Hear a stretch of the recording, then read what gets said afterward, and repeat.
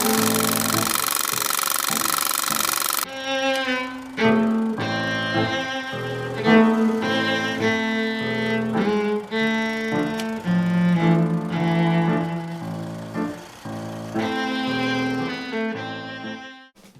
few months ago, a friend of mine introduced me to a TV show called Young Justice, and on that very day the two of us binge-watched the very first 14 episodes. And about a week later on a Sunday, I finished the rest of Season 1, also in one day. And having finished Season 2 just last month, I can safely say that this is one of my all-time favorite TV shows. Most of the characters were interesting and very relatable, the action scenes were brutal but also very fun, and the mature themes of adolescence make it stand out amongst other comic book TV shows, live action, or animation. So you can imagine how excited I was when I learned that Warner Brothers has officially renewed Young Justice for a third season after a huge online fan campaign ever since it was abruptly cancelled in 2013. What do we expect from all this, and why are we so excited? Well, I have 6 things in particular that I'd really like to see in Season 3 of Young Justice. So, without further ado, let's get started with number 1.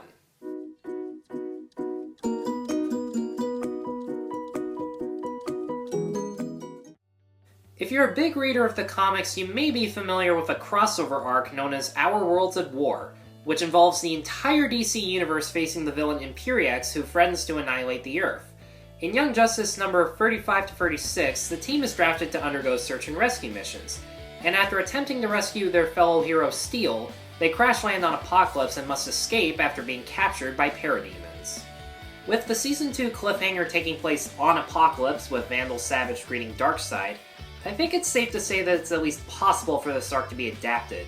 While this wouldn't be the first time for some team members to be stranded on an alien planet during a mission, if the entire team was drafted for an arc entirely on Apokolips, whether for a search and rescue mission, or to help the Justice League defeat Darkseid, it'd be really interesting to see because most team members would be more vulnerable to the planet's environment, and therefore the emotional stakes could feel a lot higher.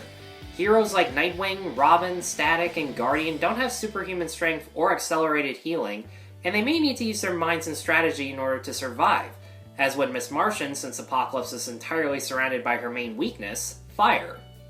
Also, a friend of mine actually pointed out that if they were to travel out into space more often, this could be a good way to explore the mythos of the Green Lantern Corps, especially since in Season 2 the most we got out of them was just exposition about why no one could do anything about the Reach being on Earth.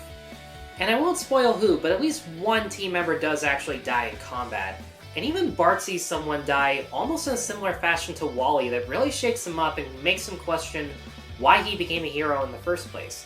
So there is a possibility that the stakes could actually become a lot higher. If it were up to me, I'd save this kind of idea up until the end of the season, but it's not up to me. So who knows whether Apokolips will play a small or a large role in Season 3, if at all. Number 2.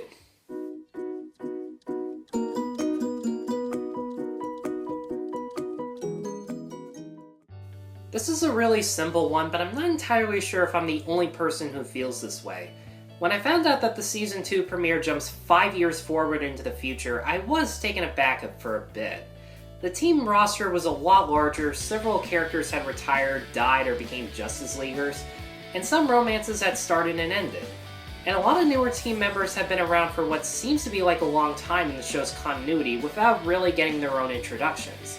And I know a lot of people complain about there being too many origin stories, but these characters aren't very well known to casual viewers, and chances are they're going to be really confused. And their relations with the veteran team members aren't always given a ton of focus either, and in my opinion, I do think the time jump affected some character arcs from being as developed as they could have been, which I will elaborate more on in my final suggestion. Season 2 ended with Aqualad and Static rejoining the team while others like Arsenal and Nightwing departed. So instead of jumping forward just to introduce even more new heroes, how about sticking with the ones we already have for a little bit? Let's see Nightwing operate solo in Bloodhaven, let's watch the team mourn the loss of one of its founders, but also enjoy operating in the Watchtower along with their superiors. We don't need to add any more just because we already have an entire cast of people we know and love. So please, can we just stay with them for a little bit? Number 3.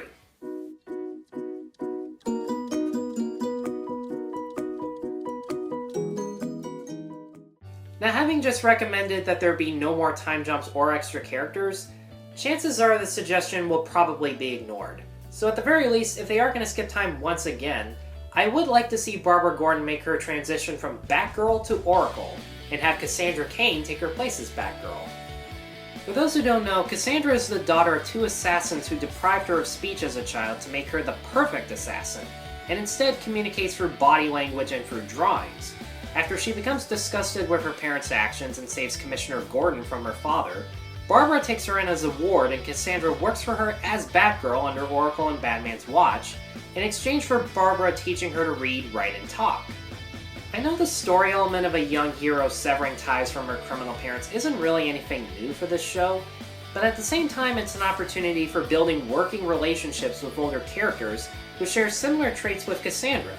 Not only is there a unique student-mentor arc between Barbara and Cassandra, but she can work very well alongside Artemis and Superboy, who have both been in her position before, and can help her come to terms with any of the grief that comes with it. Plus, I just think a silent character who has to use different ways of communication is a pretty cool concept. And in the comics, Barbara does eventually hire a telepath to give Cassandra the ability to talk, and with Miss Martian this very well could happen. But I still think it's best to show, don't tell, and in my opinion, these could be cool characters and arcs to show. Number 4.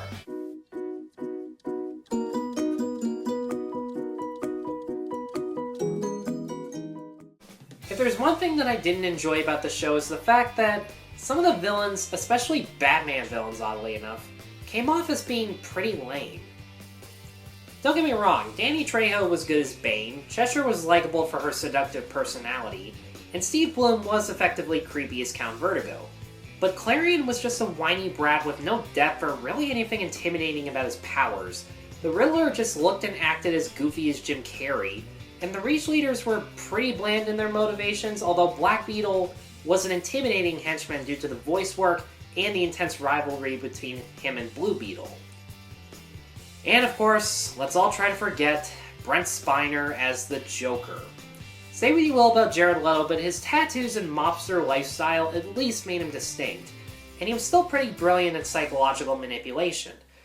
But here, there's nothing diabolical or interesting about him, he served no purpose to the Injustice League, his multiple personalities were completely pointless and didn't even really make any sense, and his design just looked incredibly bland with nothing that really stuck out about him. Since Jason Todd has been written into the show's universe and he is confirmed to be dead, there's a great opportunity here for a great villain. There were subtle hints throughout Season 2 about how Todd's death may be the reason Nightwing pays so much attention to Tim, and why Tim lacks confidence as a squad leader. Maybe he doesn't want to overshadow his predecessor, maybe he's afraid of dying in a similar fashion. And if Red Hood were to interact with Nightwing and Robin, there's so much potential for his motivations, accusing Nightwing of not being there for him when he needed it and replacing him, or seeing Tim as an inferior substitute and wanting to take him out to anger Bruce. And considering all three of them were taught hand-to-hand combat by Batman himself, seeing the three of them fight together would absolutely be awesome. When I think of the scenario in my head, I kind of imagine the final fight in the Raid Redemption between Mad Dog and the brothers. It may kind of seem like a pipe dream, but it also could be a very riveting villain arc.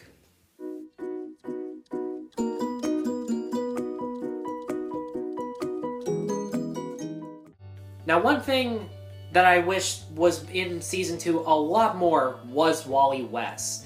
When I heard that he went into retirement during the time jump, I was completely surprised. Why would a guy who risked his life as a kid to gain superpowers and fight crime, who collected souvenirs from every mission whether it be good or bad, and arguably was the team member who had the most fun, how and why would he retire? Some people have speculated that as Wally got older, he became a much more serious person and no longer wanted to feel the weight of responsibility that came with being a superhero. Losing people that you love during combat or being unable to save everyone due to severe mistakes. And in my opinion, I think the scene between him and Dick does kind of illustrate that. Wally, he had to make it look good. He put inhibitor collars on us, but he knew I'd get us out of them. He took 3 more hostages, members of your team. And we'll rescue them when we rescue Lagoon Boy. Dick, he blew up the cave! You guys almost died! No, it's all on the flash drive. He knew I'd have to pursue to make it look legit, and that's exactly what happened. He gave us time to get out. We got caught in the debris field from the explosion. Do you even hear yourself? What if even one of you had been left behind, huh? Why take that risk? But in spite of all of that, he has absolutely no problem donning his costume again when his uncle and cousin need his help, or acting as Dick's conscience or helping him disguise Artemis as Tigress, or finally going up against the Light and the Reach in that really awesome battle and having fun at the exact same time. For someone who claims to prefer retirement, he still feels like he has absolutely no choice but to involve himself, and he still tries to find as much enjoyment out of it as he can. The reason I bring up this theory is because there's also some speculation that Wally may not have actually died in the Season 2 finale, but instead was sucked into the Speed Force. Now, in the comics, Bart Allen does become Kid Flash number 2, just like here, but he served as sidekick to Wally, who became Flash number 3 at this point. If something were to happen to Barry in Season 3 and Wally was able to leave the Speed Force and fill in, this could be a really good chance for Wally to explore himself as a person. Why did he want to become a hero in the first place? What for sure was his reason for retiring? Why does he keep temporarily coming out of retirement to help his friends? And could he come out of retirement permanently just like Artemis did? Now, whether Artemis, Bart, and or Dick would help him out in a personal crisis like this, it could really help him feel more fleshed out.